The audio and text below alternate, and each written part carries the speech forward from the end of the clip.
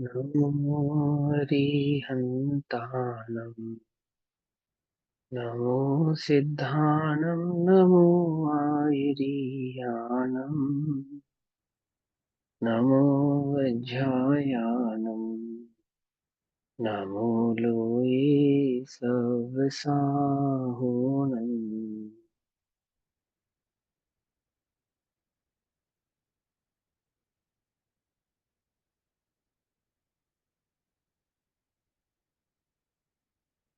मङ्गलं भगवान् वीरो मङ्गलं गौतमो गणी मङ्गलं कुन्दकुन्दार्द्यो जैन धर्मोऽस्तु मङ्गलम्। सर्वमङ्गलमाङ्गल्यं सर्वकल्याणकारकं प्रधानां सर्वधर्माणां जैनं जयतु साहानं।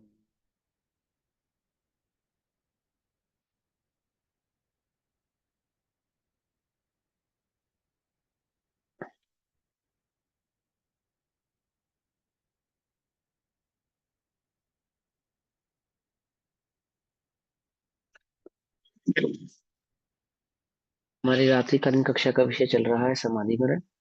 समाधि मरण का विषय हम छोटे दादाजी द्वारा रचित सरलेखना पुस्तक के माध्यम से कर रहे हैं। जहाँ तक हमने कल पढ़ा था उसके आगे का आज पढ़ेंगे। पूनम दीदी करिए, शुरू कीजिए। अकेले शरीर को कृश करना ही संलेखना नहीं है, अपितु शरीर के साथ साथ कषायों को कृश करना भी आवश्यक है। हाँ देखो, शरीर के साथ साथ कषायों को क्रश करना, ये लिखा है ना। बेसिकली तो कषायों को क्रश करना ही आवश्यक है। और जब कषाय क्रश होती हैं तो शरीर भी क्रश होता भी है, नहीं भी होता है, दोनों ही अवस्थाएं होती हैं। ठीक है ना। जैसी शरीर की अवस्था होनी होती है वैसी होती है। मूलतः तो कषायों को क्रश किया जाता है। पांच इंद्रिय के विषयों में जो कषाय भाव है, हमारा राग भाव है, द्वेष भाव है, उनको क्रश किया जाता है, अर्थात उनका अभाव किया जाता है, उनका नाश किया जाता है। जब देह से ममत्व छूटता है तो पांच इंद्रिय के विषयों से, उसके भोग उपभोग के प्रति जो राग है उससे भी क्रश छूटता है। हमारा जो उसके प्रति लगाव है, ममत्व भाव है, वो टूटता है। और उसके टूटने से शरीर आदि में भी क्रशता कदाचित आती है, कदाचित नहीं भी आती है। मूलतः शरीर के क्रश कर ले तो संलेखना होगी, ऐसा नहीं है। वीतराग भाव को प्रकट करना ही वास्तविक संलेखना है। कषायों के अभाव का नाम ही वास्तविक संलेखना है। आगे।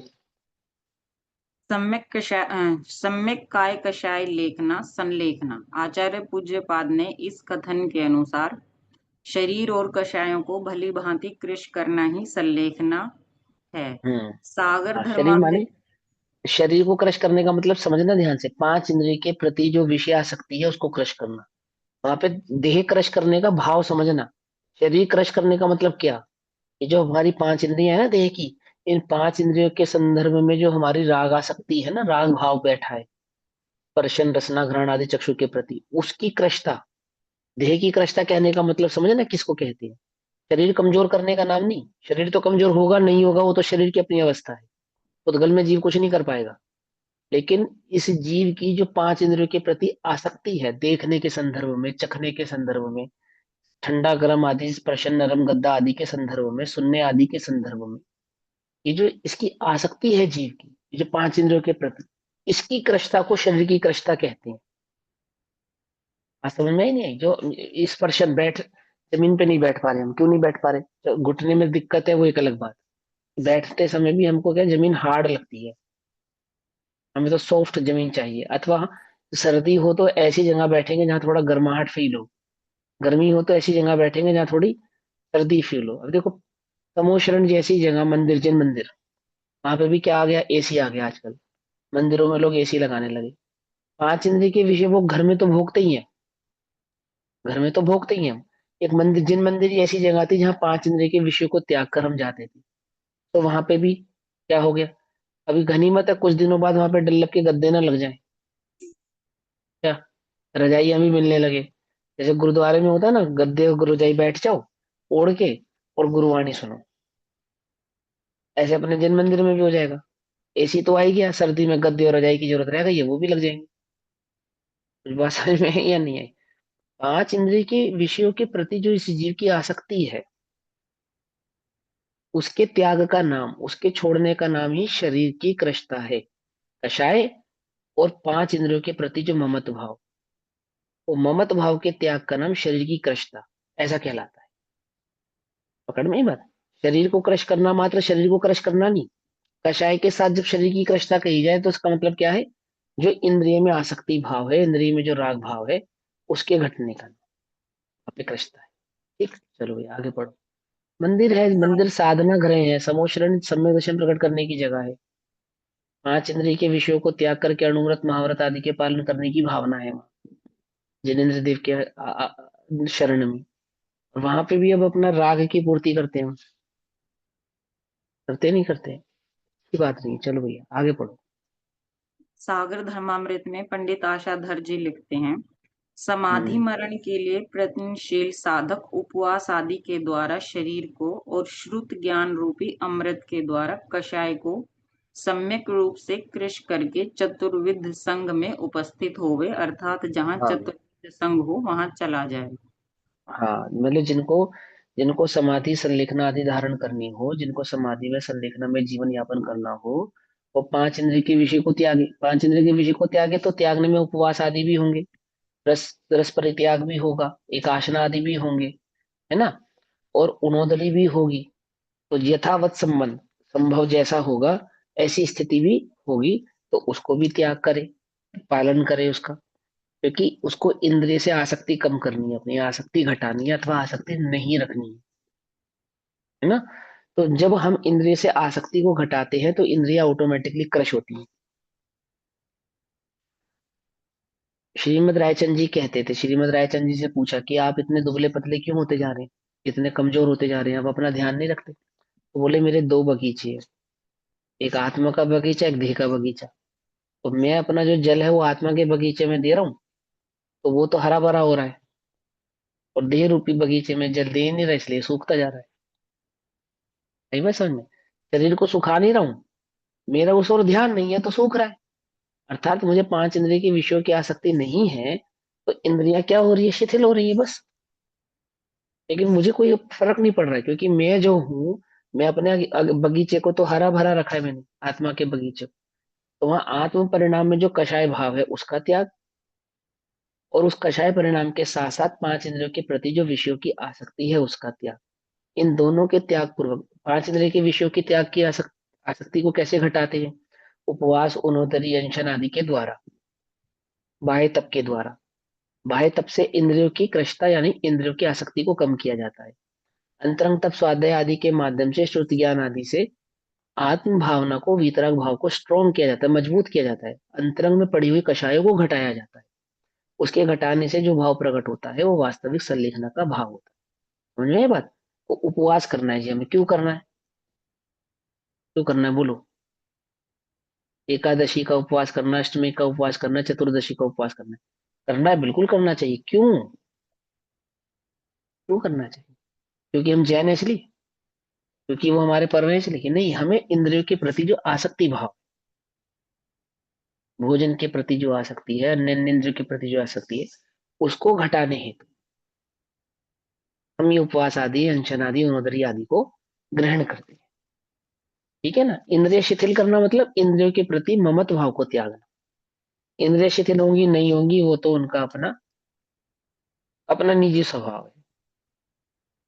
ठीक है ना? जैसे पुद्गल का परिणमन होना होगा वह उस भाव से होगा। कई बार उपवास करने पर भी इंद्रिय शिथिल नहीं होती, कई जीवों की बिना उपवास करे भी इंद्रिय शिथिल हो जाती हैं। हो जाती नहीं जाती हैं? वो तो पुद्गल का अपना परिणमन है। लेकिन उसमें आसक्ति भाव कैसा है? उपवास करके भी यदि आसक्ति नहीं घटी तो उपवास करने का कोई औचित्य ही नहीं। आज उपवास किया और सारा दिन यही विचार करते रहते, कल क्या खाना है, कल क्या खाना है, कल क्या खाना है, कल ये खाएंगे, ऐसा खाएंगे, ऐसा खाएंगे।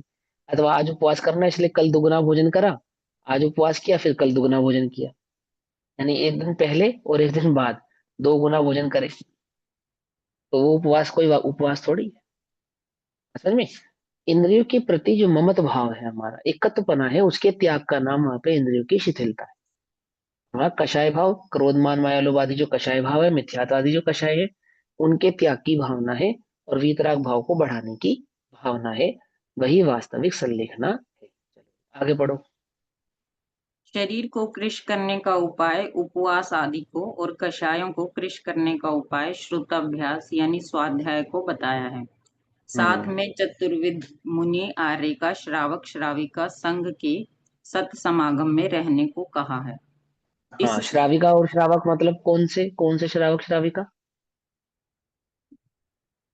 बताओ। पंचम गुण ऐसा स्थान वर्ती। हाँ, जैसे मैं श्रावक हूँ, मात्र पंचम गुण स्थानवर्ती नहीं, पंचम गुण स्थानवर्ती होता श्रावक, वो तो ठीक, वो तो सभी श्रावक पंचम गुण स्थानवर्ती होंगे, मतलब वो श्रावक मतलब की अपेक्षा से। अभ्यास करता हो। श्रावक वहां पे श्रावक के संयोग में रहे, उनके संसर्ग में रहे, वहां पे उत्तम श्रावक की बात है, जिसको हम एल्लक और क्षुल्लक के नाम से जानते हैं, समझे। चतुर्विधि संघ में जो श्रावक श्राविका काउंट किए हैं, वहां पे वो श्रावक श्राविका के सन्निकट रहने का जो भाव है, यदि मुनिराज नहीं है तो मुनिराजों जैसा जीवन यापन करने वाले जो एल्लक क्षुल्लक आदि है, अर्थात जिन्होंने गृहस्थपने को तो त्याग दिया है, समझे, जैसे सातवीं प्रतिमा के बाद का जो जीवन है, और मुनि नहीं हुए हैं, ऐसे जीवों को भी श्रावक कहते हैं।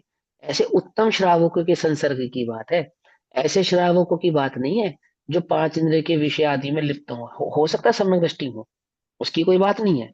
लेकिन अगर पांच इंद्रिय के विषयों का अणुव्रत आदि के माध्यम से त्याग नहीं किया है, तो ऐसे श्रावक के संसर्ग में नहीं रहना चाहिए संलिखना लेने वाले को। कि ऐसे श्रावक के संसर्ग में रहना चाहिए जिसने अणुव्रत आदि, उत्तम अणुव्रत यानी कि जिसने, जो उत्तम श्रावक है, एल्लक हो, क्षुल्लक हो, ब्रह्मचारी हो, ऐसे श्रावक के संसर्ग में रहना चाहिए। समझ में आई बात। अब वो भी नहीं मिले तो फिर स्वाध्यायशील हो, सम्यक दृष्टि हो, गृहस्थ हो, तो उसका संयोग लेवे। लेकिन वहां पे मुनि आरिका और श्रावक श्राविका, तो वहां जो श्रावक श्राविका की प्रधानता है, कौन से श्रावक श्राविका की प्रधानता है, हमारे तुम्हारे जैसे नहीं, अर्थात जिन्होंने ब्रह्मचर्य आदि का जो पालन करते हैं, जो अणुव्रति आदि में उत्तम अणुव्रत आदियों का पालन करते हैं, जो एल्लक हैं, क्षुल्लक हैं, अथवा जो गृहस्थ त्याग कर एकांतवास करते हैं, आत्म साधना करते हैं, स्वरूप की साधना करते हैं, ऐसे श्रावकों की वहां पे बात है। ठीक, समझ में आ गई बात। हम जब श्रावक समझ शब्द सुनते हैं तो हमारे मन में बस एक ही इमेज बनती है, हम हैं और स्वाध्याय करते हैं, हम श्रावक है ना। ये एक इमेज बनती है। श्रावक जब कहते हैं शब्द, तो वहां श्रावक कहने का तात्पर्य, जब जो ग्रंथ लेखनकार होते हैं, वहां जब वो श्रावक ऐसा शब्द कहते हैं, तो वहां उत्तम श्रावक को दृष्टि में रख के वो बात कहते हैं। जो एल्लक क्षुल्लक ब्रह्मचारी आदि होते हैं वो श्रावक कहलाते हैं, समझे। एल्लिका क्षुल्लिका ब्रह्मचारिणी, ये सब श्राविकाएं कहलाती हैं। हम भी श्रावक कहलाते हैं, लेकिन जब उत्तम श्रावक होते हैं, जो जो चतुर्विधि संघ के श्रावक होते हैं, वहां चतुर्विधि संघ में श्रावक की कहने का भाव तात्पर्य। अब आप मुझे बताओ, आप लोग कितने दिन संघ में रह सकते हैं? बोलो बोलो, आप अपने जीवन में झांक कर देखो। हम आपसे पूछे आप श्रावक श्राविका हो, कि हाँ भैया हम श्रावक है। देव पूजा, गुरु उपासना, स्वाध्याय, संयम, तपोदान, 6 आवश्यक निरति 4 रूप से पालन करते हैं, डेली पालन करते हैं, हम तो श्रावक है। अब हम आपसे पूछे कि चतुर्विधि संघ में कितने दिन रह सकते हैं? बोलो, मुनिराजों के संघ में कितने दिन रह सकते हैं? 1 घंटा भी मुश्किल से नहीं रह पाओगे। क्या कहा? कुछ बात समझ में ही नहीं। तो वहां जो श्रावक कहा जा रहा है, वो कौन सा श्रावक कहा जा रहा है? ठीक, जिसने ये जो पांच इंद्रिय के विषय आदि की प्रति जिसकी आसक्ति घटी है, क्योंकि उसको साधना करनी है ना संलेखना की। अब तुम तो टीवी देखने से तुम्हें फुर्सत नहीं, मोबाइल चलाने से तुम्हें फुर्सत नहीं, 150 तरह के तुम्हारे काम है, अब यहाँ भागना, अभी वहां भागना है, अब तुम उसकी संलेखना कैसे कराओगे? बोलो। उसे तुम्हारी आवश्यकता है और तुम भाग रहे हो, जी मेरा एक काम है, मैं अभी 1 घंटे में आता हूँ, अभी 2 घंटे में आता हूँ, 4 घंटे में आता हूँ। हो गई बेचारे की संलेखना उसकी तो। क्या कहा? जो ब्रह्मचारी होते हैं, लक होते हैं, क्षुल्लक निवृत्त होते हैं, होते हैं। हाँ निवृत्त होते भैया हैं। एक चीज और, हाँ, श्राविका का कौन सी प्रतिमा होती है? श्राविका की कितनी प्रतिमा होती है? पांचवी, पांच, छुल्लिका तक श्राविका हो सकती है। नहीं होती तो है, मतलब कितनी प्रतिमा होती है? 11 प्रतिमाएं हो सकती हैं, कोई दिक्कत नहीं। श्रावक की तो 11वीं प्रतिमा होती है, अलग क्षुल्लक, एक हाँ हाँ, वस्त्रधारी को। 11 प्रतिमा हो सकती है, 11 प्रतिमा हो सकती है। तो एक वस्त्रधारी क्या एक साड़ी लेते हैं वो? और महाव्रती भी तो होती हैं। आरिकाएं क्या होती है? आरिकाएं क्या होती है बोलो? अणुव्रती होती है, महाव्रती होती है। भूमि स्थान की अपेक्षा से तो 5 ही होता है। व्रतों की अपेक्षा से उनको अणुव्रत और महाव्रत दोनों हो सकते हैं। तो महाव्रत हो सकते हैं तो उसको क्षुल्लकपना नहीं हो सकता, अलगपना नहीं हो सकता। जब महाव्रतपना हो सकता है तो अलग क्षुल्लकपना भी हो सकता है। एक तो गुण भैया स्थान की अपेक्षा। एलिका और शुलिका के लिए वस्त्र का भी तो निर्धारण अलग हो जाता है ना। हाँ, होता है होता है होता है होता है, बिल्कुल होता है। अल्लिका का और छुल्लिका का वस्त्र का निर्धारण भिन्न ही होता है। ठीक है ना? अब तुम, अब मैं क्या कहूँ, अब थोड़ा और अच्छे से पढ़ो। ये तो कह ही सकते हैं, ये नहीं कह सकते भैया जाओ देखो थोड़ा समझो, यही कह सकते हैं कि पढ़ो। तो तुम्हें समझ में आए कि वहां कैसे उसका पालन वो होता है। ठीक, चलो आगे बढ़ो। जन्म, मृत्यु, बुढ़ापा और रोग शरीर में ही होते हैं, मुझ आत्मा में नहीं। अतः मुझे इस शरीर से निर्मम होना चाहिए। निर्मम होना चाहिए नहीं, निर्ममत भाव होना चाहिए, निर्मोही भाव होना चाहिए। अर्थात ममत भाव इस देह के साथ मेरा नहीं होना चाहिए। मैं देह हूं ऐसी भावना नहीं होनी चाहिए। अर्थात देह के मरण को अपना मरण नहीं मानना चाहिए, देह की जर्जरता को अपनी जर्जरता नहीं माननी चाहिए। जो देह में बुढ़ापा आया है और अथवा देह में जो संयोग, जो वियोग भाव होगा देह का, उसमें मेरा वियोग हो रहा है किसी से, ऐसी ममत भावना नहीं होनी चाहिए। आगे। पिंड शरीर को भी कहते हैं और भोजन को भी। इस प्रकार शरीर और भोजन में जाति और नाम दोनों में समानता है। फिर भी आश्चर्य है कि अब तक शरीर को लाभ पहुंचाने वाला भोजन अब शरीर को हानि पहुंचाता है। इसलिए हम्म भोजन का त्याग ही उचित है। उक्त जो कथन से बुढ़ापे में इंद्रिय क्रश हो जाती हैं और जठराग्नि मंद हो जाती है, तो जो भोजन शरीर को लाभ देने वाला होता है, जैसे रोग में कई बार हम भोजन कर लें तो बीमार हो जाते हैं ना, उल्टा और अपच हो जाता है, हमको और तकलीफ हो जाती है, बढ़ जाती है। तो वह क्या कहते हैं कि जो भोजन, जो पिंड इस शरीर रूपी पिंड को लाभ पहुंचाने वाला था, वही भोजन आश्चर्य की बात है अब इसको रोगी करने लगता है, रोगी का बनाने लगता है ना? तो क्या करना चाहिए, ऐसे रोग का कारण जानकर उस भोजन के प्रति आसक्ति और उस भोजन दोनों का ही त्याग कर देना चाहिए। आगे। उक्त कथन से अत्यंत स्पष्ट है कि जब भोजन शरीर को पोषण न देकर शरीर का हम्म शोषण करने लगे, शरीर को हम्म, नुकसान पहुंचाने लगे, तब उसका त्याग करना चाहिए। तो उसका त्याग करना चाहिए। आपको मालूम होना चाहिए कि आपको जो चीज नुकसान दे रही है। अब आपको, आप बचपन में 4 समय भोजन करते थे, थोड़े और बड़े हुए तो 3 समय करने लगे, थोड़े और बड़े हुए 2 समय करने लगे। अब कुछ लोगों को लगता है अगर हम एक समय भोजन करेंगे तो बीमार हो जाएंगे। लेकिन उनको समझना चाहिए कि यदि आपकी फिजिकल एक्टिविटी ज्यादा नहीं है और आपको अपच जैसी या एसिडिटी जैसी कोई समस्या हो रही है, देह में कोई रोग हो रहा है, तो एक समय भोजन भी आपको पर्याप्त है, और एक समय भोजन से भी आप बीमार नहीं होंगे। इवन 2 समय का भोजन आपको बीमार करेगा, रोगी बनाएगा। समझे? एज बढ़ती है ना, तो भोजन की क्वांटिटी ऑटोमेटिकली देह खुद ही घटाती है, आपको घटानी नहीं पड़ती, देह खुद ही घटाती है। और उसको सहजता से स्वीकार करना चाहिए। ऐसी बुद्धि नहीं रखनी चाहिए अगर मैं भोजन कम करूंगा तो मैं कमजोर हो जाऊंगा अथवा मैं बीमार हो जाऊंगा, आदि आदि। तो क्या करना चाहिए कि जैसे जैसे शिथिलता बढ़ती है देह में, उम्र बढ़ती है, उसके हिसाब से भोजन आदि में भी घटा घटना करना चाहिए, कम करना चाहिए। क्यों? अधिक भोजन देह को क्या करता है, रोगी बनाता है। समझे? और कम हम्म उम्र के हिसाब से भोजन कम होने से देह में स्वस्थता बनी रहती है। ऐसा देह का भोजन के साथ निमित्त नैमित्तिक संबंध है, उसको सहजता से स्वीकार करना चाहिए। ठीक, चलो आगे। ध्यान रहे, यहाँ यह कहा जा रहा है कि जब भोजन शरीर को नुकसान पहुंचाने लगे, उसका हम्म। त्याग तब करना चाहिए। जब महाशास्त्र। देह को, हाँ, त्याग भी कब करना चाहिए, जब ये बात समझ में आ जाए कि ये भोजन हमें नुकसान पहुंचा रहा है तब। दोनों बातें कह रहे हैं ना। अपनी शिथिलता तो करनी है इंद्रियों के प्रति, अपने ममत भाव को तो घटाना ही है। और भोजन भी ऐसा नहीं कि देखा देखी त्याग कर दिया, क्योंकि अमुक ने त्याग कर दिया इसलिए मैं भी त्याग कर दूं, या मुझे उम्र के हिसाब से त्याग कर देना चाहिए। यदि देह में उस प्रकार की स्वस्थता नहीं है कि वो भोजन को पचा पाए, तो उस समय उस भोजन का त्याग कर देना उचित ही होता है, त्याग कर देना चाहिए। ऐसा। चलो आगे।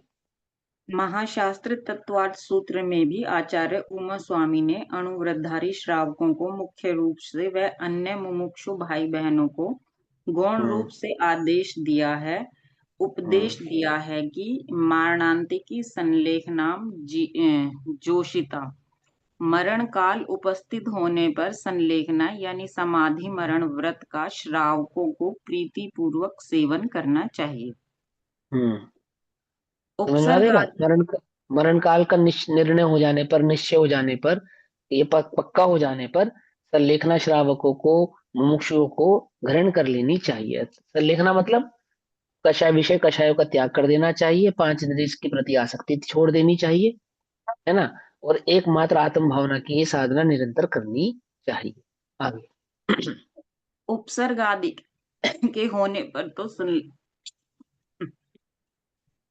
उपसर्ग आदि के होने पर तो संलेखना होती ही है। सहज मृत्यु काल उपस्थित होने पर जीवन के अंत में भी संलेखना धारण करना आवश्यक है। आचार्य अमृत चंद्र देव अपने पुरुषार्थ सिद्धि उपाय नामक श्रावकाचार में इस बात पर विशेष बल देते हैं कि संलेखना नामक व्रत ही एक ऐसा व्रत है कि जो तेरे धर्म रूपी धन को अगले भव में ले जावेगा। कौन से रूपी धन को? धर्म रूपी धन को। हाँ, समझ में आई बात? आपका जो धर्म रूपी धन है, यानी कि वो धर्म रूपी धन है, अर्थात धर्म का जो संस्कार है, आत्मा की जो रुचि है, मोक्ष की जो रुचि है, मुक्ति का जो भाव है, वो संस्कार रूप से अगले भव में कब जाएगा? यदि उसको सहज भाव से, हर्षित भाव से, अच्छे परिणामों से तू अपने संलेखना आदि भाव को ग्रहण करता है। क्योंकि संलेखना आदि को ग्रहण करने का जो भाव है ना, वो किसको हो सकता है? वो हलु कर्मी मंद कषाई मुमुक्षु जीव को ही आता है, हर किसी जीव को नहीं आता। हर किसी को जीव को क्यों? शरीर से ममत त्यागना ये हर किसी की बात नहीं है। शरीर से भिन्न जानेगा तो शरीर से ममत त्याग पाए। तो संस्कार के रूप में वो जो धर्म रूपी धन है, वो अगले भाव में जाता है। किसके साथ? जो संलेखना आदि भाव को धारण करता है प्रीति चित्त से, उसके साथ। इसमें एक बात मूल है, ये भय से नहीं, प्रीति से। क्योंकि आचार्य ने कहा है इसलिए मुझे करना पड़ेगा, नहीं करूंगा तो गड़बड़ हो जाएगी अगले भाव में, ऐसा नहीं। अंतरंग में आत्मा की रुचि पूर्वक जो ये कार्य करता है, समझे, प्रेम से अंदर में आदर के साथ जो को स्वीकार करता है, वह धर्म रूपी धन को आगामी भाव में अपने साथ लेकर जाता है। ऐसा आगे। यद्यपि यह संलेखना नामक व्रत जीवन के अंत में लिया जाता है, तथापि इस व्रत को लेने की भावना बहुत पहले से रखी जा सकती है और रखी जानी हाँ, चाहिए। व्रत तो जीवन के अंत में ही होगा। अब जीवन का अंत कब है ये तो आपको पता ही नहीं है। जीवन का कब अंत हो जाए ये तो हमें पता ही नहीं है, और व्रत जीवन के अंत में होगा।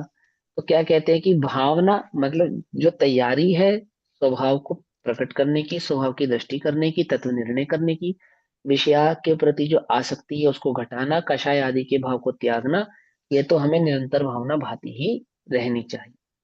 और कदाचित मरण आदि काल का जब समय नजदीक आता है तो तैयारी पूरी होने पर डर नहीं होता, भय नहीं होता, घबराहट नहीं होती। देखो, जैसे योद्धा होते हैं, अब युद्ध कब होता है आपको पता ही है। जितने भी सैनिक इस समय बॉर्डर पे हैं, जितने भी, अब जब तक युद्ध नहीं होता तब तक क्या करते हैं ये? अभ्यास। अभ्यास। किसका अभ्यास करते हैं? युद्ध का। समझे? ऐसे नहीं कि जब युद्ध होगा तब लड़ लेंगे, ऐसा नहीं। हर 2 महीने में, हर 3 महीने में सबकी एक मॉक ड्रिल होती है, मॉक ड्रिल कहलाती है। वहां पे नकली युद्ध लड़ाया जाता है उनको, नकली, हर एक सैनिक को लड़ाया ही जाता है। तो नहीं होने को युद्ध 6 वर्ष 60 वर्ष तक भी ना हो, एक सैनिक अपने जीवन काल में सेना में भर्ती हुआ और बिना युद्ध लड़े ही वहां से निवृत्त भी हो गया, पूरा काल पूरा करके। तो भी अगर आप उससे पूछो कि तूने कितने युद्ध लड़े, तो एक भी युद्ध नहीं लड़ा होगा। लेकिन एक भी दिन ऐसा नहीं गया होगा जब उसे युद्ध लड़ने का की प्रैक्टिस नहीं कराई गई होगी। समझे? युद्ध लड़ने की प्रैक्टिस उसको निरंतर कराते हैं। क्यों कराते हैं? लोक में, सोचो, लोक में ऐसा होता है तो अध्यात्म में कैसा है? मोक्ष का मार्ग कैसा है? कि बस संलेखना का जब काल आएगा तब संलेखना के लिए हम तैयार होंगे, बोले नहीं, वो तो कभी तैयार ही नहीं हो सकता। संलेखना की तैयारी कब होती है? जब जो धारण कर लेता है, ये निश्चय कर लेता है कि देह में नहीं हूं, वहीं से उसकी तैयारी संलेखना की शुरू हो जाती है। जो आत्मभाव को स्वीकार कर लेता है, जो जन्म मरण को स्वीकार कर लेता है, जो ये बात जानता है कि गति निश्चित नहीं है, पर्याय निश्चित नहीं है, मुझे इस देह छोड़कर, इस गति को छोड़कर जाना ही है, वह आत्म भाव की भावना से उस संलेखना की तैयारी में लग जाता है। समझ में बात? सैनिक जैसे करते हैं, जैसे हम लोग करते हैं। अब हम रात्रि भोजन का त्याग है हमारा, है ना, तो हम रात में भोजन नहीं करते। फिर एक दिन ऐसा आता है कि जब हमने शाम को भोजन नहीं किया, उस दिन हम क्या करते हैं? उस दिन हम रात में भोजन कर लेते हैं। अथवा हम बीमार हो गए, या हम रोगी हो गए, या कोई तकलीफ हो गई, तो उस दिन हम भोजन कर लेते हैं। या कुछ लोग कैसा नियम ले लेते हैं कि किसी दिन कोई तकलीफ आएगी तो उस दिन हम कर लेंगे। तुम इतने दिनों तक बिना तकलीफ के जो तुमने भोजन नहीं किया, कोई तकलीफ नहीं थी, तुमने भोजन भी नहीं किया, तो ये प्रैक्टिस किस दिन के लिए की गई थी? तकलीफ वाले दिन के लिए। हाँ, ये प्रैक्टिस तो उसी दिन के लिए की गई थी। युद्ध तो उसी दिन लड़ना था, असली युद्ध का काल तो वही था। अब तुमने मॉक ड्रिल में तो तुम फर्स्ट आते रहे, और असली युद्ध में पहली गोली में मर गए। समझे या नहीं समझे? कैसे योद्धा हो भाई तुम? ये जो तुम प्रैक्टिस कर रहे थे इतने दिनों से, किस दिन के लिए कर रहे थे? कि जिस दिन मौका आएगा, असली मौका आएगा। अब हमें 10 दिन भूख नहीं लगी तो हमने रात में खाना भी नहीं खाया, लेकिन एक दिन हमें भूख लग गई। अब क्या करें? आज वो जो 10 दिन नहीं किया था, वो आज के दिन के लिए नहीं किया था। अब हम क्या कह रहे हैं? हमारे परिणाम बिगड़ जाएंगे, हमारे को नींद नहीं आएगी, हम स्वादे नहीं कर पाएंगे, ऐसा नहीं। इससे अच्छा तो भैया, अपनी तो वैसे भी साल में 2-4 बार की छूट है ही, एक बार यही से। आज गला ज्यादा सूख रहा है, आज चलो पी लेते हैं। अरे मेरे भाई भले आदमी, प्यास नहीं थी और तूने पानी नहीं पिया, इतना तो समझ में आया, इतना किया तो शाबाश। परंतु प्यास नहीं थी और पानी नहीं पिया, ये जो प्रैक्टिस तू कर रहा था, किस दिन के लिए कर रहा था? कि जिस दिन प्यास लगेगी, क्या उस दिन पानी पीऊंगा या नहीं पीऊंगा? क्या करूंगा उस दिन? नहीं पीना पीऊंगा। हाँ, उसके लिए किया था ये तो। अब सारे जीवन तो कहते रहे मैं तो ज्ञाता दृष्टा हूँ, मैं तो ज्ञाता दृष्टा हूँ, देह देह से भिन्न भगवान आत्मा हूँ। और जब काल आया देह से भिन्न होने का, तब हे भगवान कोई मुझे बचा लो। कैसे भी बचा लो, कुछ भी करके बचा लो, बस मुझे तो बचा लो। तो भाई सारे जीवन तो देह से भिन्न की जो माला फेरता रहा, वो किस लिए फेर रहा था? किस लिए फेर रहा था? वो उस दिन के लिए तो फेर रहा था, जब सचमुच देह से भिन्न होने का काल आएगा। तो उस दिन क्या करेगा? डर जाएगा, घबरा जाएगा, है, आकुलित हो जाएगा, दुखी हो जाएगा, व्याकुलता हो जाएगी, भय हो जाएगा, क्या होगा? ये उतना ही शांत, उतना ही निश्चल रहेगा, क्योंकि तैयार है ना। पहले से ही जानता है कि मैं तो इससे भिन्न ही हूं। ये उसकी वास्तविक तैयारी है ना। समझ में? यूटी होते हैं, यूनिट टेस्ट क्यों लिए जाते हैं? कि आप एग्जाम में अच्छा परफॉर्म कर सके, इसके लिए तो लिए जाते हैं। और किस लिए लिए जाते हैं? उनका कोई लेना देना नहीं होता। हर हफ्ते मैडम एक टेस्ट ले लेती है, क्यों ले लेती है? कि आपको प्रैक्टिस बनी रहे, आपकी मेमोरी शार्प रहे, आपको लिखने की प्रैक्टिस, एग्जाम देने की प्रैक्टिस, आपकी मेमोरी में शार्पनेस, ये सब आपको बना रहे, इसके लिए तो होती है। अब यूनिट टेस्ट में तो तुम फर्स्ट आते रहे, और एग्जाम वाले दिन हो गया काम। ऐसे तो नहीं बनेगी बात। बात कैसे बनेगी?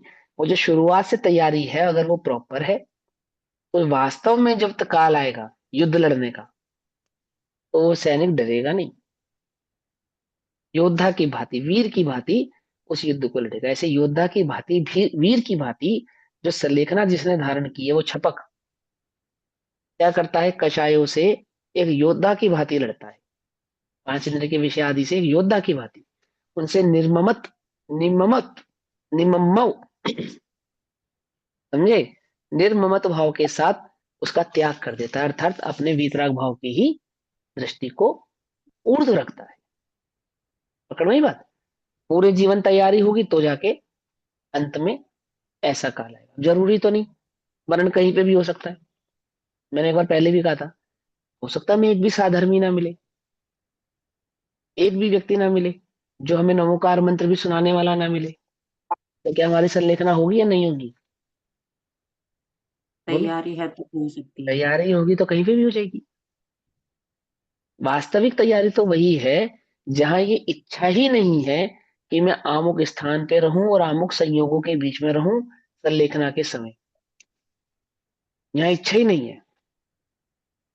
बस एक ही, दिन रात मेरे स्वामी ये भावना में भाऊं, देहांत के समय में तुमको न भूल जाऊं।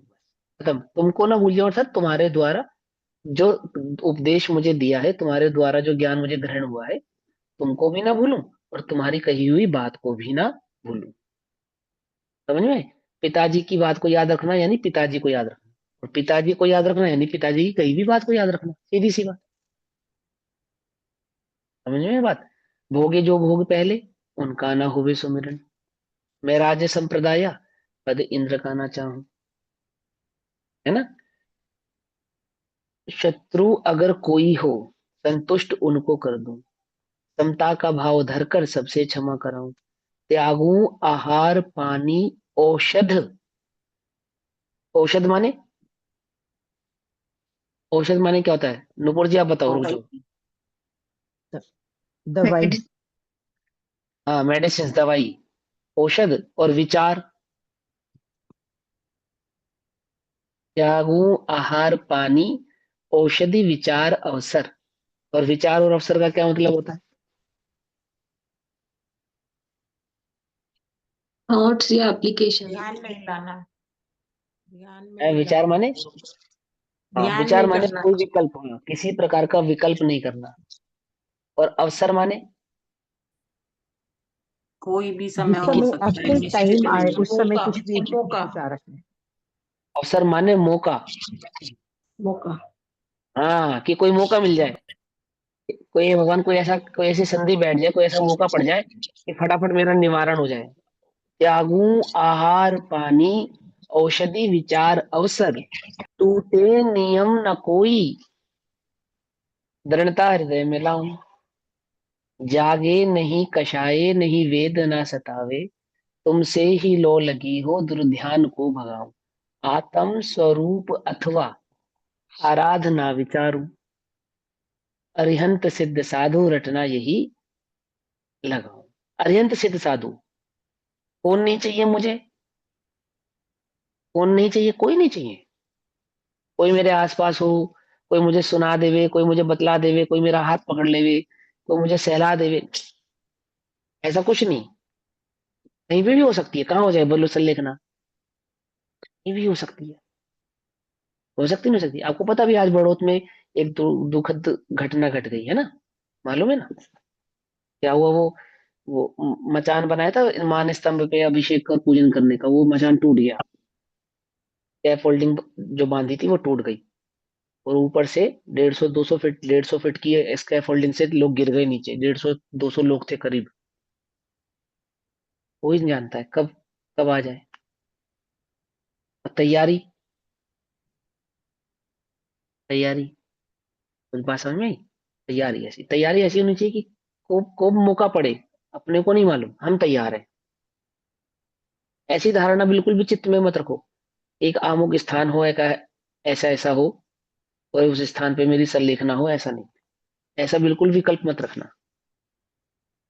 समझ में ही बात नहीं? समझ में है ना? कैसा होना चाहिए? असहाय गुण संपन्न होना चाहिए। अर्थात किसी की सहायता की आवश्यकता नहीं है, किसी संयोग की आवश्यकता नहीं है। एक असंयोगिक और स्वाभाविक भाव की दृष्टि ही मात्र वहां पर होनी चाहिए। ऐसा होना चाहिए। ठीक, चलो भैया आगे पढ़ो। सर एक अतः डाउट पूछना ये दीदी हाँ पूछिए। है।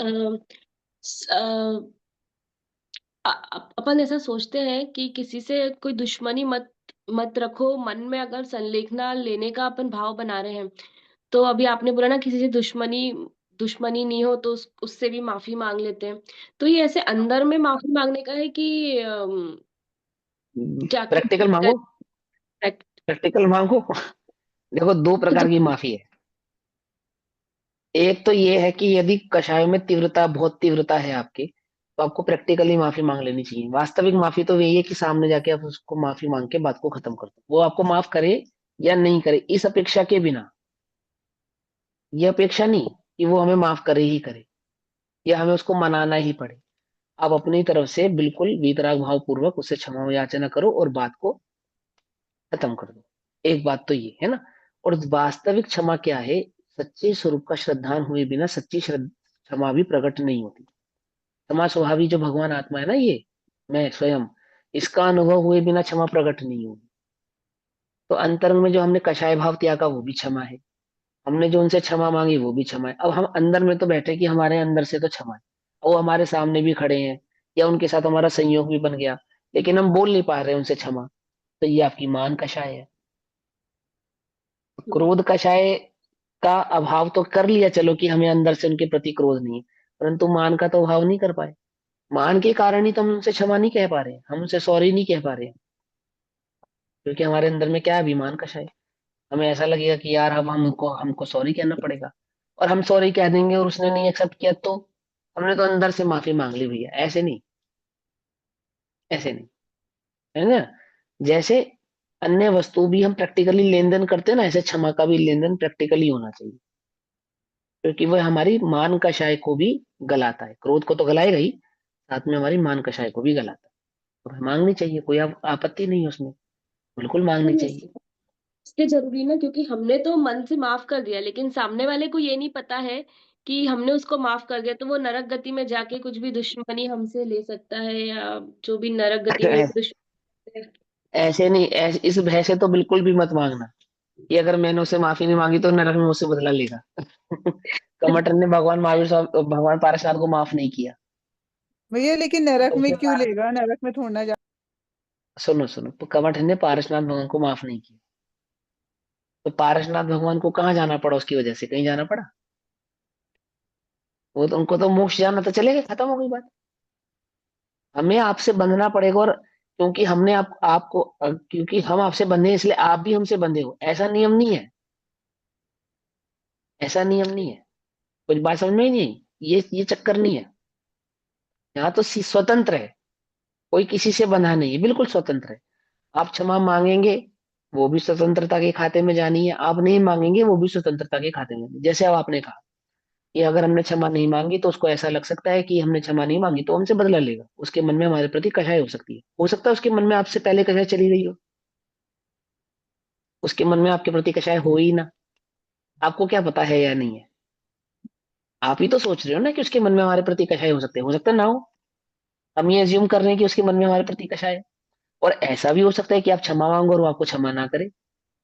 यदि वो आपको क्षमा नहीं करेगा तो क्या आप उससे तब तक बंधे रहोगे जब तक वो क्षमा नहीं करेगा? कि ऐसा नहीं है, वो क्षमा करे चाहे नहीं करे, जिस दिन हमने क्षमा कर दिया हम उसी दिन उसके बंधन से छूट गए, उसी समय छूट गए, उसी क्षण छूट गए, चाहे वो हमें क्षमा करे चाहे वो हमें क्षमा नहीं करे।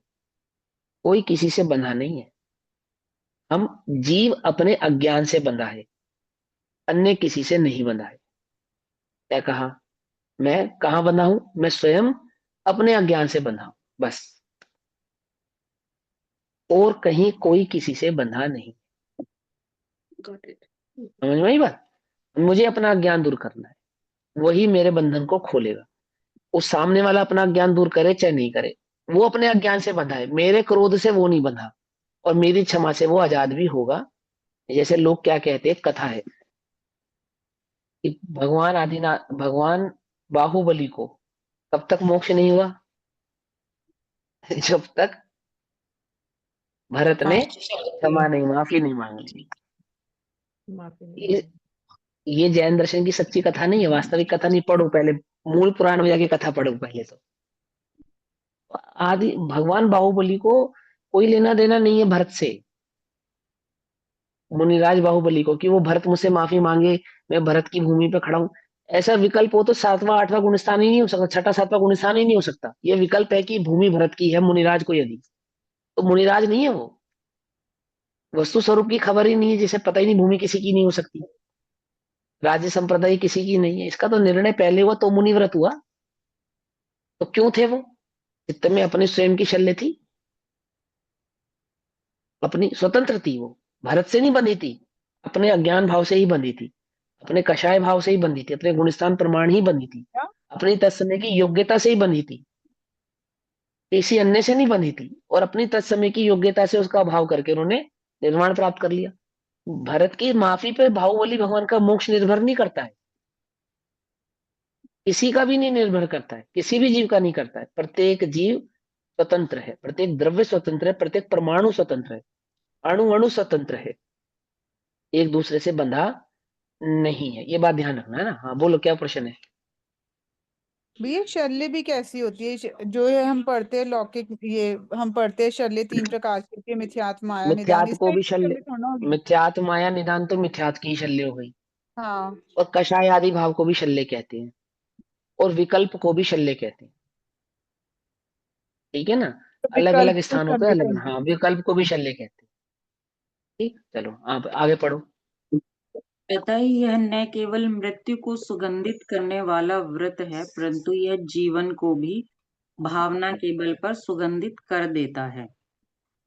ये जो संलेखना का व्रत है, ये कैसा व्रत है कि ये जीवन को और भावना को दोनों को सुगंधित कर देता है, इवन मृत्यु को भी सुगंधित कर देता है। ऐसे सुगंधित कर देता है मतलब खुशनुमा कर देता है, प्रसन्न कर देता है, निकषाय भाव रूप से कर देता है, वितराग भाव रूप प्रकट कर देता है, सुंदर बना देता है। ऐसा है। चलो आगे। यह संलेखना ही एकमात्र ऐसा व्रत है जो मेरे धर्म को अगले भव में ले जाने में समर्थ है। अतः निरंतर इसकी भावना करना चाहिए। मैं निरंतर मरण इसकी के भावना, समय मैं मैं मरण के मरण समय के अवश्य ही संलेखना धारण करूंगा। मेरी भावना रखकर ज्ञानी जीव मरण के समय पहले ही इस व्रत का लाभ ले लेता है। मरने के समय संलेखना धारण करूंगा, ऐसा नहीं, सदैव संलेखनामय जीवन ही है उसका। और मरण काल में वो जो जो भावना है ना और विशेष हो जाती है वो। बस इतनी सी बात है, इतनी सी बात समझ में बात। देखो जो जो उत्तम धावक होता है, धावक, धावक समझते हो, दौड़ता है, रनर, रनर, उसका स्टाइल देखा आपने दौड़ने का, कैसे दौड़ता है वो अपनी जो मैक्सिमम एनर्जी है वो सबसे लास्ट में यूज करता है। जब वो अपने गोल के नजदीक होता है ना, तब अपनी मैक्सिमम एनर्जी को यूज करता है। और जब वो चलता है, मैंने दौड़ता है, अपने रनिंग पॉइंट से स्टार्ट करता है रन करने को, एनर्जी तो तब भी यूज करता है, बट मैक्सिमम एनर्जी को यूज नहीं करता। मैक्सिमम एनर्जी कहाँ यूज करता है वो? बिल्कुल एकदम एंड पॉइंट पे। हम लोग एग्जाम देते हैं 10th में, 12th में, कॉलेज में एग्जाम देते थे, तो सबसे ज्यादा फास्ट कब लिखते हैं मालूम? शुरुआत में नहीं लिखते। जब टाइम थोड़ा रहता है, तब हमारी लिखने की जो स्पीड होती है वो और बढ़ जाती है। बढ़ती नहीं बढ़ती है ना, प्रैक्टिकली ये सबको पता है, सबने किया है। अब उसमें कितनी स्पीड से हम लिखते हैं उसको, क्योंकि हमारे पास समय थोड़ा है।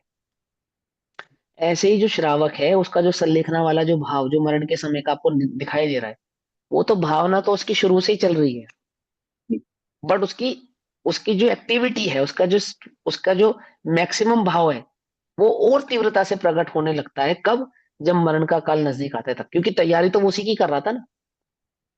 वो धावक जो दौड़ रहा था, रनर, वो तैयारी किसके लिए दौड़ रहा था? अपने गोल को अचीव करने के लिए दौड़ रहा था ना। हमने जो एग्जाम दिया था, उस एग्जाम को कंप्लीट करने के लिए देना शुरू किया था ना। और जब उसको कंप्लीट करने का एक्चुअल टाइम आता है, नजदीक समय आता है और एग्जाम होता है हमारे पास, उसको और स्पीड से करने लगते हैं ना, वो रनर और स्पीड से दौड़ने लगता है। ऐसे ही वो जो श्रावक है जिसने संलेखना को धारण किया है, संलेखना की तैयारी तो शुरू से ही कर रहा है, चल तो वो संलेखना में ही रहा है, उसका जीवन तो संलेखना में ही चल रहा है। लेकिन वो आपको प्रैक्टिकल दिखने लगता है कब? जब मरण काल नजदीक आता है तब, क्योंकि वो अपने उस भावना को और तीव्र करता है, और उजागर करता है, और प्रैक्टिकल करता है, और ज्यादा भावपूर्ण भाव से उसको जीने लगता है। वो जो अंतरंग का परिणाम था और जो चारित्र में थोड़ा थोड़ा था, वो अंतरंग का परिणाम अंतरंग से उमड़ कर चारित्र में भी पूर्ण रूप से प्रकट होने लगता है। उसको यहाँ कहा कि वहां मरण काल के समय उसको धारण करता है। पकड़ में ही बात, ऐसा। चलो भाई आगे पढ़ो। देह तो पुद्गल परमाणुओं का पिंड है। पुद्गल परमाणु तो समय पर यहीं बिखर जावेंगे, पर मैं तो अनादि अनंत अविनाशी तत्व हूँ। अतः मैं तो अगले भव में भी रहने वाला हूँ। मेरा धर्म भी मेरे साथ रहने वाला है। अतः हमें यह देह के बारे में, धन संपत्ति के बारे में न सोचकर अपने आत्म तत्व के बारे में सोचना चाहिए। अपने जो आत्म नश्वर वस्तु है में उसके ही बारे में साबित नहीं सोचना चाहिए। जो नश्वर वस्तु है, जो पौद्गलिक वस्तु है, जो छूट जाने वाले भाव है, उनका कोई विचार विकल्प नहीं रखना चाहिए। और जो अविनश्वर ज्ञायक ध्रुव तत्व है, जो अनादि निधन है, जो सदा एक रूप से वर्तमान है, विद्यमान है, उसका ही हमें अपने उपयोग में ध्यान रखना चाहिए। प्रेरणा कर रहे हैं आचार्य देव, आपको उपदेशात्मक शैली कहलाती है, उपदेश दे रहे हैं वो आपको। क्या कह रहे हैं कि जो नश्वर है, ज्ञानी को तो सहज ही नश्वर वस्तु की दृष्टि छूटती है, और जिनको सलेखना आदि भाव को धारण करना है, वो उपदेश दे रहे हैं कि जो नश्वर वस्तु है, जो नश्वर चीजें हैं, उनकी दृष्टि छोड़कर अविनश्वर ज्ञायक भाव की दृष्टि को हमें उन्मुख करना चाहिए, उसकी दृष्टि करनी चाहिए। आगे। इस संलेखना व्रत का वर्णन श्रावकाचारों में आता है। दूसरी प्रतिमा में 12 व्रतों की चर्चा के उपरांत इसका निरूपण होता है। पंडित प्रवर आशाधर जी भी इस संलेखना व्रत की चर्चा अंगार धर्मामृत में न करके सागर धर्मामृत में करते हैं। 7वें अध्याय में व्रती श्रावक की 11 प्रतिमाओं का वर्णन करने के उपरांत 8वें अध्याय में संलेखना की बात करते हैं। आशाधर जी ने श्रावकों के 3 भेद किए हैं, पाक्षिक, नैष्ठिक और साधक।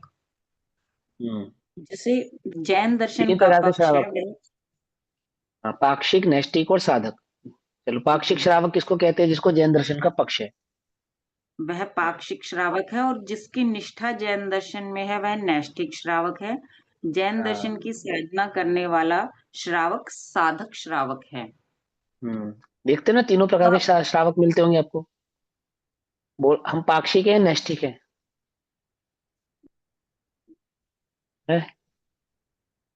पाक्षिक है या नैष्ठिक है? हम कौन से श्रावक है? कि नहीं भाई, हम तो साधक है। नैष्टिक नैष्टिक, क्योंकि हमें जैन धर्म पर श्रद्धा है। हाँ, नैष्ठिक श्रावक जो होता है साधक वो सम्यक दृष्टि होता है, समझे? जिसको अनुभूति प्रकट हुई होती है, निष्ठावान जो हुआ है, जिसको वो श्रद्धान प्रकट हुआ है, वो नैष्ठिक श्रावक होता है। अभी हम पाक्षिक श्रावक है, यदि हमें अनुभव प्रकट नहीं हुआ है तो, समझे? अभी हमारा पक्ष बदलने के लिए क्या चाहिए आपको मालूम? बस क्षयोपशम ज्ञान की थोड़ी अधिक उपलब्धि वाला चतुर कोई विद्वान हमारे समक्ष आ जावे, तो अभी हम पाला बदल देंगे अपना। क्या कुछ बात समझ में नहीं? पक्ष ही तो बदलना है, पक्ष ही तो बदलना है। कुछ ज्यादा देर नहीं लगेगी पक्ष बदलने में। लग रहा है तुमको कि हमारा पक्ष नहीं बदलेगा, लेकिन ऐसा नहीं है। पक्ष बदलने वाला होना चाहिए, आपके आगे तर्क वितर्क करने वाला होना चाहिए, आपके माइंड को वॉश करे, तुरंत पक्ष बदल जाएगा। किसका पक्ष कभी नहीं बदलेगा? मिथ्या दृष्टि का तो कोई पक्ष ही नहीं है। किस पाले में बैठेगा वो, बोलो? कोई पाला नहीं है उसका। उसको लग रहा है कि मुझे जैन धर्म पे निष्ठा है, कोई निष्ठा नहीं है। जिसको वस्तु स्वरूप की खबर नहीं है, उसकी कोई निष्ठा भी नहीं है। जिसने ठीक है, अनुभव किया व्यवहार उसका में, निश्चय कर लेगा। हाँ, व्यवहार से हमें निष्ठा कहा जा सकता है, व्यवहारिक पक्ष से कह सकते हैं, लेकिन वस्तु स्वरूप से विचार कर देखो, वस्तु स्वरूप से। जैसे फॉर एग्जाम्पल, आज मैं जैन हूं और बिना सम्यक दर्शन के इस देह का वियोग करके अगले भाव में कहीं चला जाऊं, तो वहां जैन रहूंगा या नहीं रहूंगा? जरूरी बोलो, नहीं। क्या गारंटी? कोई गारंटी नहीं। लेकिन जो निष्ठा, जिसको श्रद्धान प्रकट हुआ है, सम्यक दृष्टि, वो तो प्रत्येक भाव में जैन ही रहने वाला है। नियम है उसके साथ, तो पक्की बात हो गई। बोलो, सम्यक दृष्टि जीव मर के अगले भाव में जब जाएगा तो जैन होगा या अजैन होगा? जैन। कॉमन सेंस की बात है बिल्कुल। क्यों? वो सम्यक दर्शन है ना, निष्ठा, वो तो उसकी कभी भी टूटने वाली नहीं है। जब तक इस संसार में रहेगा, जितने भी भाव रहेगा, वो सम्यक दर्शन के कारण तो जैन ही रहेगा ना। सम्यक दर्शन की अपेक्षा से कह रहे हैं, निष्ठा की अपेक्षा से। और साधक जो साधना कर रहा है, अर्थात वो जो 5वें 6ठे 7वें 8वें 9वें गुण स्थानों में जो वर्तमान है, प्रवर्तमान है, वे साधक। वो 5वें गुण स्थान तक का साधक है, 6ठे गुण स्थान वाला नहीं, सॉरी। 5वें गुण स्थान तक में जो है, अर्थात जिन्होंने अनुरत आदि को धारण किया है सम्यक दर्शन पूर्वक, और जिन्होंने अलग चुल्लक आदि प्रतिमाओं को धारण किया है सम्यक दर्शन पूर्वक, वे साधक है, वे साधक है श्रावक। ठीक है, समझ ये बात? अब पाक्षिक रहना है तुम्हें, नैष्ठिक होना है या साधक होना है, उसमें मूल काम तो सम्यक दर्शन करेगा। यदि वह सम्यक दर्शन प्रकट नहीं होगा, तो ये जो श्रावक पना, ये पाक्षिक ही रह जाएगा। बस किसी पक्ष के कारण हम आज हम जैन है, और पक्ष बदलेगा और जैनपना भी बदल जाएगा। अभी देखो, हम बचपन में जैसे जैन थी, क्या आज हम ऐसे जैन हैं? आज से 10-15 साल पहले जैसे हम जैन थे, 5 साल पहले जैसे जैन थे, क्या आज भी हम वैसे जैन हैं? हमारा पक्ष बदला है ना। ईमानदारी से झांक कर देख लो अपने अंदर। और थे हम तब भी जैन ही, ऐसा नहीं। मैं आज से 20-25 साल पहले भी जैन था, आज भी जैन हूँ। लेकिन मैं भली प्रकार से जानता हूँ कि मेरा पक्ष बदला है। क्या कहा? स्वाध्याय से, चिंतन से, मनन से मेरे पक्ष में कुछ परिवर्तन आया है। आया है या नहीं आया है? बदला है ना। बदला है ना। हाँ। निष्ठा वाले का नहीं बदलेगा। कुछ बात समझ में आई या नहीं आई? इस पक्ष को अभी भी बदला जा सकता है। आप ये मत समझो अब कभी नहीं बदलेगा। यदि सम्यक दर्शन प्रकट नहीं किया है तो इस पक्ष को, जो भी आज पक्ष है, इस पक्ष को कभी भी बदला जा सकता है। क्या चाहिए उसके लिए? थोड़ी सी चतुराई चाहिए और कुछ नहीं चाहिए। पकड़ में आई बात? नहीं पकड़ में आई? लेकिन जो नैष्ठिक है वो किसी चतुराई में फंसते नहीं। वे नहीं फंसते, निष्ठा है उनकी। ऐसे भी उसको समझना, ऐसे भी उसको विचार करना। अभी बढ़ो पाक्षिक नैष्ठिक, 5 मिनट है। आवृत्ति सम्यक दृष्टि पाक्षिक श्रावक है और 11 प्रतिमाओं को धारण करने वाला, उनका निष्ठा नैष्ठिक, पूर्वक पालन करने वाला नैष्ठिक श्रावक है। नैष्ठिक। हाँ। और समाधि साधक? पूर्वक हाँ, पढ़ो पढ़ो, समाधि समाधि पूर्वक। समाधि पूर्वक मरण का वर्ण करने वाला अर्थात संलेखना धारण करने वाला साधक श्रावक है। इस प्रकार यह सुनिश्चित ही है कि यह व्रत व्रती श्रावकों का व्रत है। अब यहाँ यहाँ जो पाक्षिक, नैष्ठिक और साधक कहा, वो सम्यक दृष्टि की अपेक्षा से ही कहा, तीनों। वहां जिसको सम्यक दर्शन प्रकट हुआ है परंतु व्रत नहीं है, वो पाक्षिक है। जो सम्यक दर्शन के साथ व्रत सहित है वो नैष्ठिक है। और जो संलेखना आदि को धारण करा हुआ है और परंतु श्रावक है, वो साधक है। ठीक, यहाँ पे इस अपेक्षा से उसको कथन किया। चलो ये आगे पढ़ो। आचार्य समंत भद्र के रत्नकर्ण श्रावकाचार्य के 6वें अध्याय में संलेखना की चर्चा करने के उपरांत 7वें अध्याय में 11 प्रतिमाओं की बात करते हैं। सब कुछ मिलाकर 11 प्रतिमाएं और उनमें समागत 12 व्रतों के इर्द गिर्द ही समाधि मरण संलेखना की चर्चा की जाती रही है। अणुव्रतों में, बेसिकली अणुव्रतों में, पहली प्रतिमा से लेकर 11वीं प्रतिमा तक, 12वीं प्रतिमा तक के जो व्रत हैं, इनमें ही संलेखनों की चर्चा होती है। चलो आगे। इससे यह भी सिद्ध होता है कि यह मुख्य रूप से पंचम गुण स्थान व्रती श्रावकों का व्रत है। साधु तो सदा समाधिस्थ ही रहते हैं, उनका संपूर्ण जीवन समाधि में है और जिनका जीवन समाधि में होता है उनका मरण भी नियम से समाधि में होता ही है। हाँ देखो, अब इस बात से ये सिद्ध हो गया ना कि जो अणुव्रती आदि होते हैं, जिन्होंने अणुव्रत आदि धारण किया होता है, उन श्रावकों का ये व्रत है। आगे नहीं बात। अब हम सोचे कि जिन्होंने अणुव्रत धारण नहीं किया हम तो श्रावक है, तो हमारे संसर्ग से भी किसी को हम, क्या नाम है, समाधि मरण संलेखना आदि करा पाएंगे? ऐसा नहीं। समाधि मरण संलेखना वाले जीव को किसका पक्ष है, मैंने किसकी शरण में रह गए? तो मुनिराजों की अथवा श्रावकों की। तो वहां श्रावक कौन से श्रावक? जो अणुव्रती श्रावक है। और अणुव्रतियों में भी कौन से श्रावक? जो 7वीं प्रतिमा से ऊपर के श्रावक है।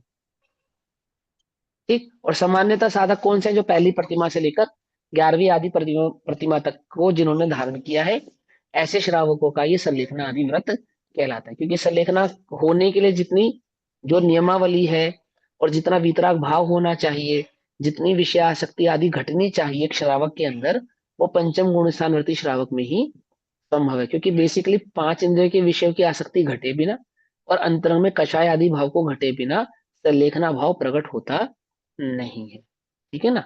खाली नमोकार मंत्र सुन के आप चले गए, उसका नाम संलेखना नहीं है। हॉस्पिटल में मर गए नमोकार मंत्र सुन के, क्या है? मरा है बचाओ करते हुए, इलाज कराते समय अपने रोग का इलाज करा रहे कि मुझे मरना नहीं है डॉक्टर साहब बचा लो, और मशीन में नमोकार मंत्र चल रहा है, उसका नाम संलेखना नहीं है। यहाँ पे उल्टा नहीं पकड़ना, उल्टा नहीं पकड़ना। प्रतिमा ले आत्म रखी है। भावना, आत्म भावना के साथ, 5 इंद्रिय के विषय कषायों की निवृत्ति के साथ, वहां जो मृत्यु आदि भाव को स्वीकार किया है, सज भाव से इस शरीर के वियोग को, उस स्वीकृति का नाम वहां पे संलेखना है। ठीक। हाँ, आप बोलो दीदी, क्या आंटी जी आप क्या कह रहे हो? क्वेश्चन क्या कह रहे हो? अरे जिनकी प्रतिमा, जो प्रतिमाधारी होते हैं, तो हम्म। वो तो सम्यक दृष्टि, सभी सम्यक दृष्टि तो नहीं होते होंगे।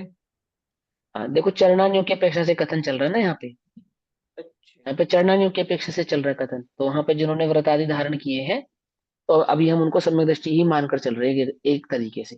अब हमें क्या समझना है, हमें हमें कैसे समझना चाहिए। अब जिसको सम्यक दर्शन प्रकट नहीं हुआ है और जिसको वस्तु स्वरूप की खबर नहीं है उसकी तो बात ही नहीं है यहाँ पे, जो व्रत आदियों में ही संलग्न है। लेकिन जिन्हें वस्तु स्वरूप की खबर है उन्हें दोनों बातों को समझाने की, वस्तु स्वरूप के ज्ञान पूर्वक जो व्रत आदि का धारण करना हुआ है उस व्रत आदि के धारण करने के पीछे की जो भावना है उस भावना में कषाय आदि भाव का जो अभाव है और पांच इंद्रिय विषय भोगों की आसक्ति का जो त्याग है वही वास्तविक संलेखना है। संलेखना का वास्तविक स्वरूप हमें समझा रहे हैं। अब जितना तुम अपनी योग्यता से प्रकट कर पाओ, सम्यक दर्शन पूर्वक प्रकट कर पाओ तो वेल एंड गुड है। यदि सम्यक दर्शन पूर्वक नहीं प्रकट कर पा रहे हो तो जितना जितना कषाय भाव घटा पा रहे हो, अपने कषाय में मंदता कर पा रहे हो, पांच इंद्रिय के विषयों के प्रति आसक्ति को तोड़ पा रहे हो, उतना भी करना ही चाहिए। वह भी संस्कार के साथ हमारे आगामी भावों भावों में हमारे साथ जाता है, आगे के काल में जाता है। भाई बस समझ में, आपने कषाय भाव को अभाव करने के लिए जो भी कदम उठाया है उसका फल आपको अवश्य ही प्राप्त होगा। अज्ञान अवस्था में उठाया है तो भी प्राप्त होगा, और ज्ञान अवस्था में हुआ है तो उसका फल तो प्राप्त होता ही। अज्ञान अवस्था में भी जो कषाय को बुरा जानकर उनके त्याग की भावना भाती है तो उन्हें भी उसका फल प्राप्त होता है। ऐसे थोड़ी ना, है ना। आज आप जैनी बन गए, आपको वस्तु स्वरूप समझने का इतना 6 ऑप्शन प्रकट हुआ है कि आप समझ पा रहे हो।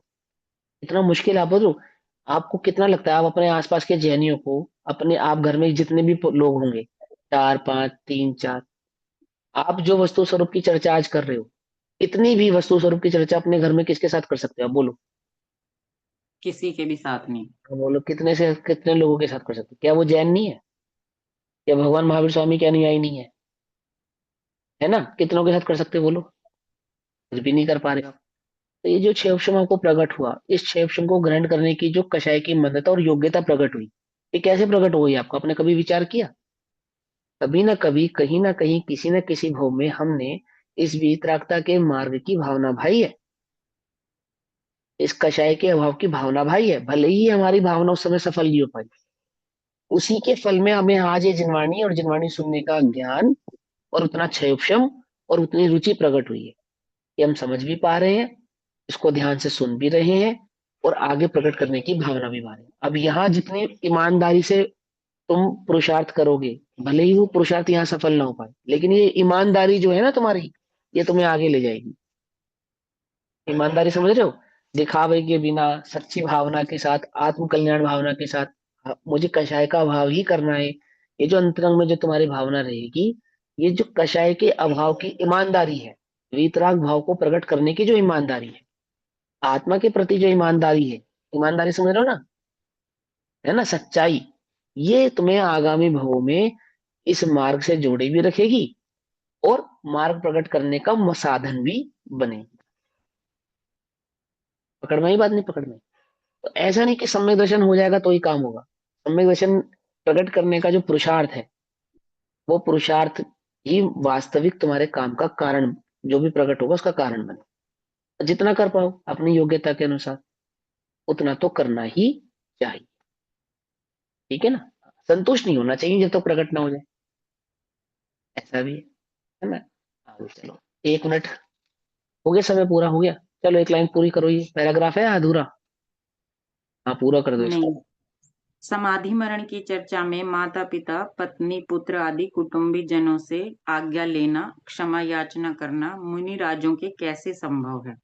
सभी हम्म कुटुंबी जनों को संपत्ति बांटने की बात भी कैसे संभव है, क्योंकि वे तो हम्म, यह सब दीक्षा लेते समय ही कर चुके हैं। अव्रती के जब कोई व्रत नहीं है तो फिर यह व्रत भी मुख्य रूप से कैसे हो सकता है। सामान्य हाँ, रूप से तो सभी ज्ञानी अज्ञानी मृत्यु समय सावधानी की अपेक्षा रखते ही हैं और रखना भी चाहिए। चाहिए, ठीक है ना। यहाँ से आगे सावधानी की बढ़े। अपेक्षा से, हाँ अब वो कह रहे कि संपत्ति आदि का त्याग आदि करना ये तो गृहस्थों का ही संभव हो सकता है, क्योंकि मुनिराज तो ऑलरेडी पहले ही कर चुके हैं। और जो अज्ञानी है, जो विषयों में आ सकते हैं, उनके भी संभव नहीं है, तो ज्ञानियों के ही संभव है। हालांकि सावधानी ज्ञानी और अज्ञानी दोनों को रखनी चाहिए, आइए ना बात, चाहे ज्ञानी हो चाहे अज्ञानी, सावधानी तो दोनों को रखनी चाहिए। अपनी योग्यता प्रमाण वस्तु स्वरूप जैसा है, उसका गुण स्थान जैसा है, उसकी कषाय जैसी है, उसकी समझदारी तो उसको रखनी ही चाहिए। और मूल बात क्या है कि वो सम्यक दर्शन पूर्वक प्रकट होती है, गुणस्थान भाव के साथ प्रकट होती है, उसका भी ज्ञान उसको होना चाहिए। और किस गुणस्थान में क्या योग्यता है, वही यहाँ पे बस इतनी सी बात समझाई कि ये जो समाधि मरण की बात कही जा रही है, ये बेसिकली श्रावकों की मुख्यता से कही जा रही है। क्योंकि मुनिराजों का तो जीवन भी समाधिमय है और मरण भी समाधिमय है, उनको समाधि का उपदेश देने की कोई आवश्यकता ही नहीं है। क्योंकि संबंध के जितने भी कार्य हैं, वे सब तो वे मुनिपना ग्रहण करते समय ही कर चुके हैं। विषय की आसक्ति त्याग चुके हैं, विषयपना त्याग चुके हैं, कषाय आदि भाव त्याग चुके हैं, और एकमात्र आत्मा में ही निरंतर ध्यान करते हैं, लीन रहते हैं, उसी की साधना करते हैं। और करना चाहिए मृत्यु के काल में, ये उपदेश श्रावक की अपेक्षा से है, क्योंकि अभी उसने उतनी कषाय का भाव नहीं किया है, विषयों की उतनी आसक्ति का त्याग नहीं किया है, और आत्मा की भावना को भी इतने जोर से निरंतर भाव से भा नहीं रहा है। तो वहां समाधि संलेखना का जो उपदेश है, वो बेसिकली किसके लिए, श्रावक के लिए है, जिसकी मुख्यता से ये बात यहाँ पे कही। बाकी चर्चा हम कल करेंगे। तब तक सभी को जय जिनेन्द्र। ओम नमः सत्यदेव। निज निधि निज में बताई, यह अनंत उपकार है, उसके लिए जिनवाणी माँ को वंदना शत बार।